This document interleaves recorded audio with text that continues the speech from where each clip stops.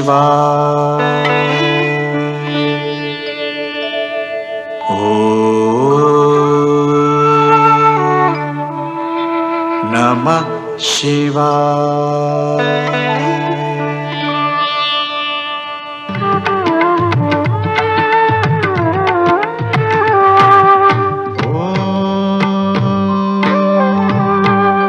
नमः शिवाय। हर हर गंगे जय माँ गंगे। जागेश्वर धाम में भगवान शिव और माँ पार्वती निवास करते हैं, इसका कई पुराणों में वर्णन मिलता है।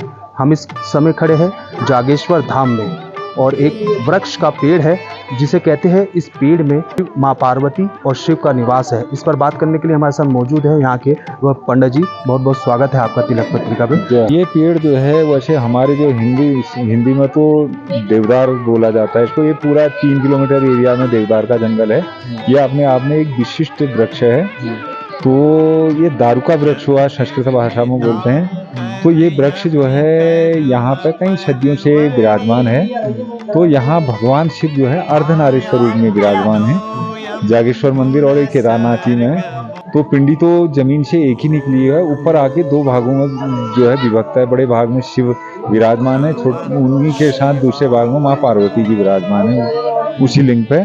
तो उन्हीं का प्रतीक है ये। जिस तरह भगवान शिव और माँ पार्वती जी जो है अर्धनारीश्वर रूप में विराजमान है यहाँ पर, तो उन्हीं की तरह ये वृक्ष भी जो है अर्धनारीश्वर रूप में विराजमान है। इस पेड़ की यहाँ पर कितनी मान्यता बढ़ जाती है? और ये तो मान्यता ही मान्यता है। आप ये 3 किलोमीटर एरिया में कहीं भी घूमिए तो ऐसा वृक्ष जिसके भाग नीचे से एक ऊपर 2 भाग जाने हाथ से बना रखे हैं, तो उस तरह बराबर के 2 भाग हैं। जब से यहाँ पर स्थापित है क्या इसी रूप में है या इसी रूप में है, इसी रूप में बढ़ रहे होंगे अभी तो, लेकिन उसी रूप में है। जिस तरह से देखे कितनी पीढ़ियां आ गई और देखते रह रही हैं, इसी रूप में विराजमान है इस पेड़ की, क्योंकि साक्षात इसे भगवान शिव और माँ पार्वती का रूप कहा जा रहा है। हाँ। तो इसकी किस रूप में पूजा की जाती है? वो वही भगवान भोलेनाथ। और जिस तरह यहाँ पे भगवान शिव की अर्धनारीश्वर रूप में पूजा होती है, इनकी भी पूजा अर्धनारीश्वर रूप में ही होती है। तो गुरुजी बात की जाए कि साक्षात यहाँ पर भगवान शिव और हाँ, ये भोलेनाथ की तपस्या रही है। ये है जो पुराणों में वर्णित है। भगवान शिव ने इस स्थान पे बालक रूप में तपस्या की थी, तो बाल जागेश्वर नाथ के नाम से भी इन्हें जाना जाता है। और ऊपर वृद्ध जागेश्वर है, वहाँ भगवान शिव का बूढ़ा रूप है, विष्णु रूप में पूजा होती है। तो सप्तऋषियों का स्थान भी रहा है, उन्होंने भी तपस्या की है, उनकी तपस्थली भी रही है।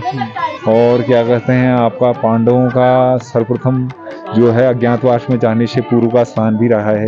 जगत गुरु आदि शंकराचार्य जी भगवान शिव इतने जागृत रूप में थे कि उन्हें खुद यहाँ पे जो है सर्वप्रथम वो क्या कहते हैं, यहाँ पे उनका सर्वप्रथम आने का जो है भ्रमण का स्थान रहा है जागेश्वर धाम।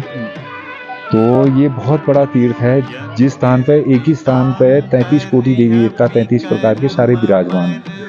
तो ये बताते हैं कि हमारे जो कहावत है प्राचीन कालीन की, भाई आप कहीं न जाएं पूरे भारत में, एक इसी स्थान पे सभी देवी देवताओं के दर्शन कर लें। बिल्कुल जिस तरह से पंडित जी द्वारा बताया गया है, इस वृक्ष में साक्षात माँ पार्वती और शिव का वास है, इसलिए वृक्ष भी अद्भुत हो जाता है और ये कई हजारों वर्षों से यहाँ पर स्थापित है। देश के पहले धार्मिक न्यूज चैनल तिलक पत्रिका के लिए कैमरा पर्सन विशाल के साथ जागेश्वर धाम से मैं आशु शर्मा।